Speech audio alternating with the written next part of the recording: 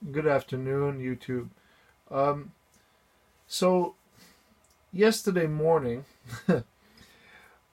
about 5 o'clock, maybe 4 a.m., I ran into this wonderful video of Maxime Bernier from the channel uh, Rants Derek. And the video was titled "The Video That Toronto Star Doesn't Want You to See." So all credit to him for posting it, and I guess by extension credit to the Star for recording it. So it's their property, I presume. Anyhow, um, this entire election for me in Canada, my fellow Canadians, if you're watching, you know the struggle. This might be the first election in Canada that I've been nonpartisan because the party that I normally would vote for is not, its interests are not aligned with mine. Let's put it like that, under its leadership. The party itself, the best selling feature of the party is actually their candidates, that other party members, not its leader. But last night I ran into this wonderful video from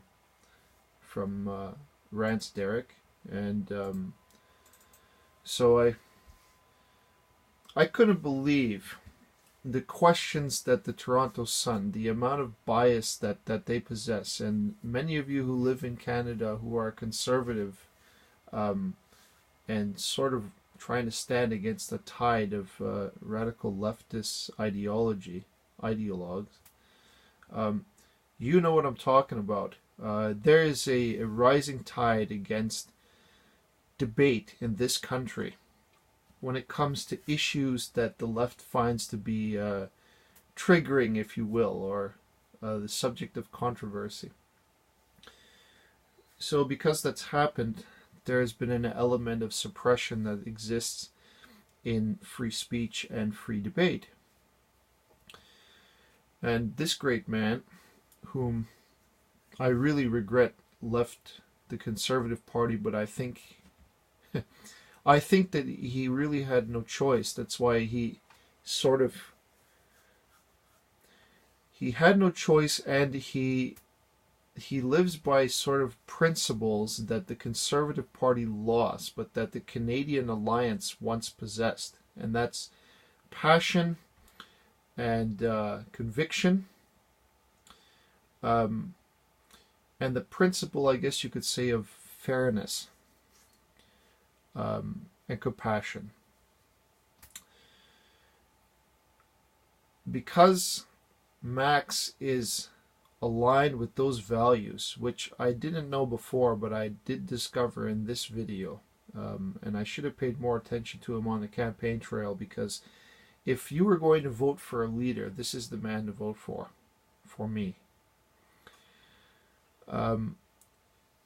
His code is very honorable. We'll start with that, and I don't see lying in him. There's an element there that he tells the truth and calls it as he sees it.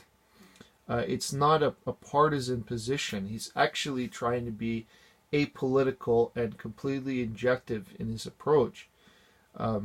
So, for example, they'll talk about something like, let's see here. They talked about immigration, per se. Okay. So the official narrative in Canada is, according to the press, and pretty much where you go in education, and so when you talk to people who already been indoctrinated, they'll say that immigration of 300,000 immigrants, say 150,000 a year, just giving a ballpark figure, that's all right, even though that's like that figure is 10 times more refugees than what the United States brings in. And President Trump, hate him or like him, seems to be focused on the issue of protecting borders in his country and protecting the integrity of his country, which is their right. And Max Max addressed the issue of illegal border crossing, and at least by the panel here, and I'll put it on mute, this entire panel was basically calling him like a racist for that kind of position, that kind of stance. They didn't outright say he was racist, but they implied, using examples that they found from people that want to condemn Max. The radical left.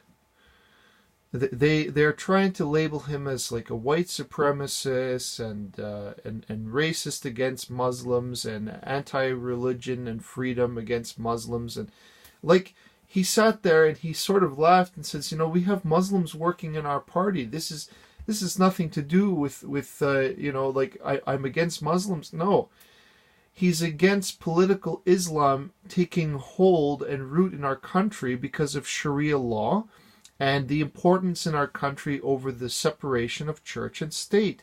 It's a very logical, well thought out idea that cannot be generalized by saying, he's against Muslims. He's not.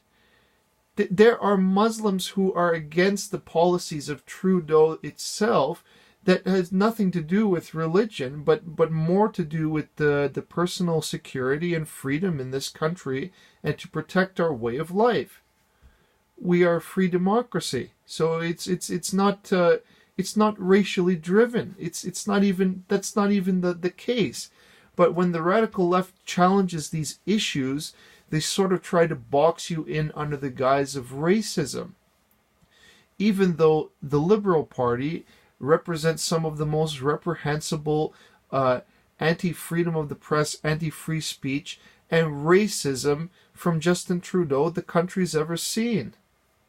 Right?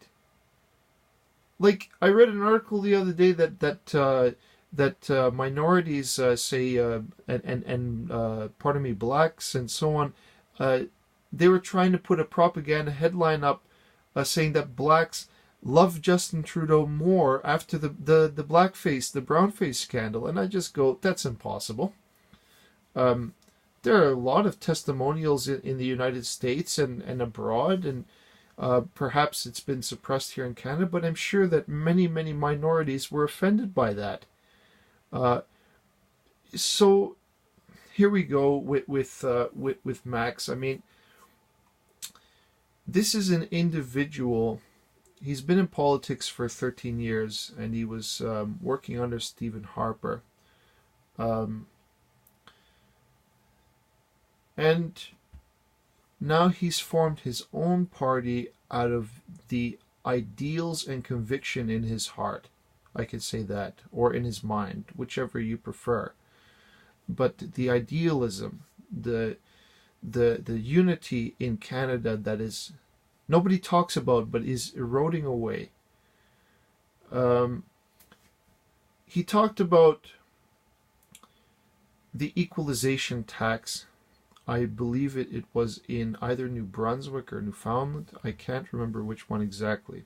But he spoke about reducing the equalization tax by, say, 60%. And so this panel sort of criticized him for it, and then he said, well, yeah, the premier of that province also, he called him a courageous politician because him and Max are aligned. I forget which premier it was, but the premier of that province, and he says, I'm for it to reduce the equalization, even though 60% of our overall, how would you call that, is overall dependency, I guess you could say, is reliant on equalization, and it would actually hurt us. And Max goes, well, economically, we can't sustain it because in Alberta, 25% of Albertans are out of work and so on and suffering from this equalization payments and whatnot. And like their voice is more and more in favor of separation. And when we have issues like that, we need to be more fair. And I'm taken aback. I said, my God, you never hear Andrew Scheer or Trudeau talk like this, like fairness to the entire country, despite our differences. And, I can speak for myself as an Albertan. I'm hearing a lot more of the idea of separating. Quebec has been in favor of separation for years, but there are those of us that don't want to break the country up. But under the actions of this current Prime Minister, there's a lot of motivation and division and so on that's fueled that idea and made more people in favor of separation. So all I can say is that Max he's a leader that inspires me, actually. I couldn't believe some of the topics that the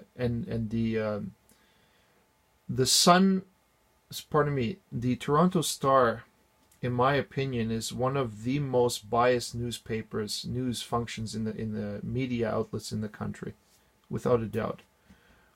When you want to see what I term as fake news, the Toronto Star is one of the worst fake news in Canada. And I love that Trump invented that term, because that's exactly what they are. They are liars. And it seems that the bigger the lie, the more money that they make. So what they're trying to do here is basically delegitimize the righteousness of Maxime Bernier. You could say it like that, or his conviction, or his ideals. Max embodies the principles of this country that made it great in the first place.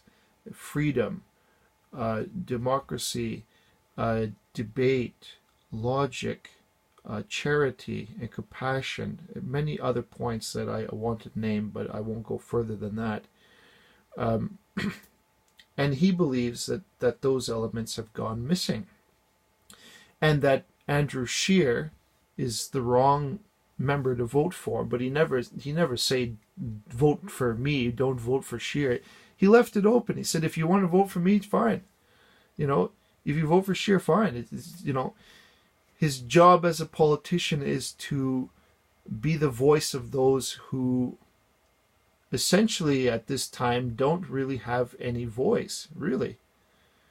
We've been labeled as alt-right and radical right and somehow affiliated with white supremacy, all this to put a target on people that try to fight the left.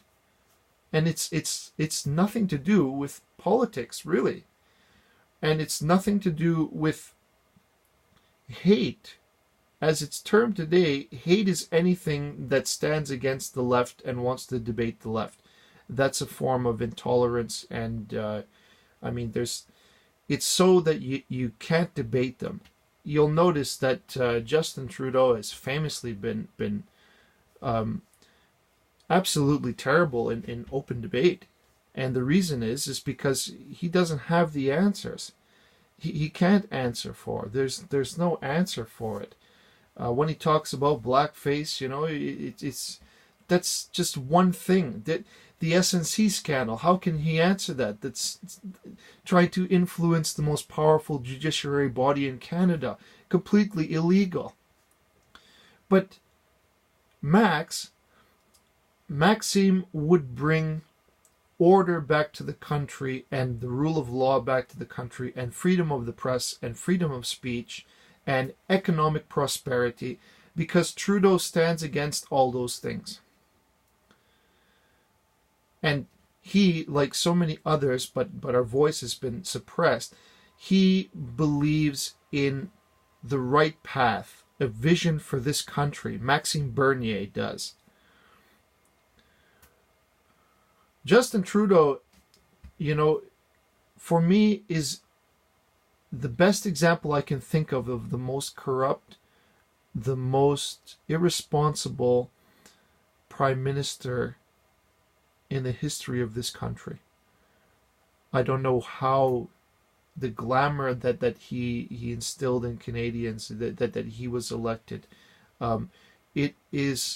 it should be the deepest regret of every citizen that voted for him to be in power, because he is the example that I will use in the future for my whole life, to show a leader that was absolutely corrupt and irresponsible, and a dictator, the unofficial dictator of Canada.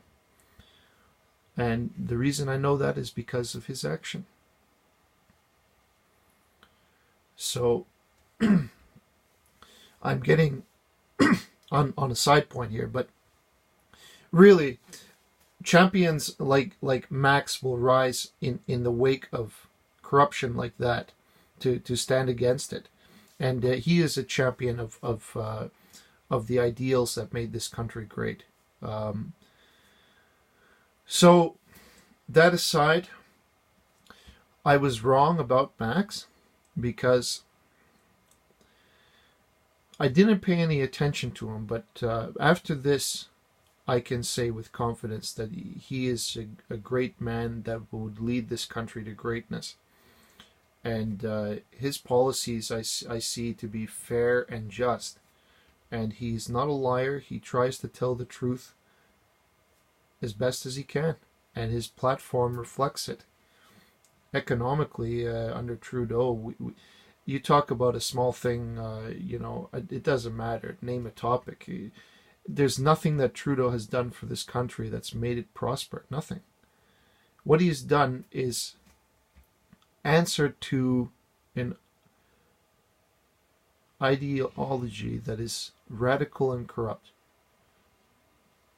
And it's so fake. The intention, the purpose, the vision is so fake, and it lacks prosperity. It lacks any integrity. It's fake. It's fake as Trudeau himself. He's not a leader. He's nobody.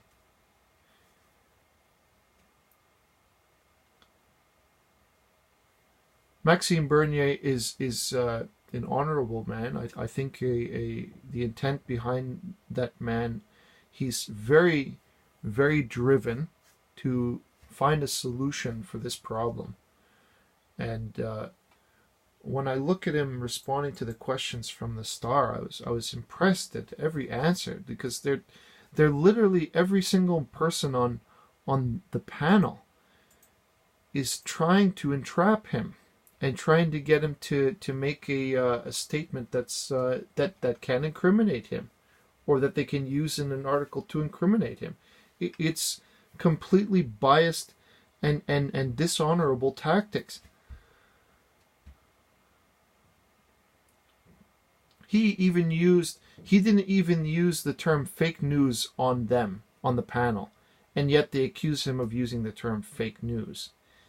It's the way the left deals with problems is to accuse you of the crime that they themselves are guilty of. And I notice that every single time. It's the ultimate expression of hypocrisy, because they'll attack you for doing the thing that they themselves are guilty of.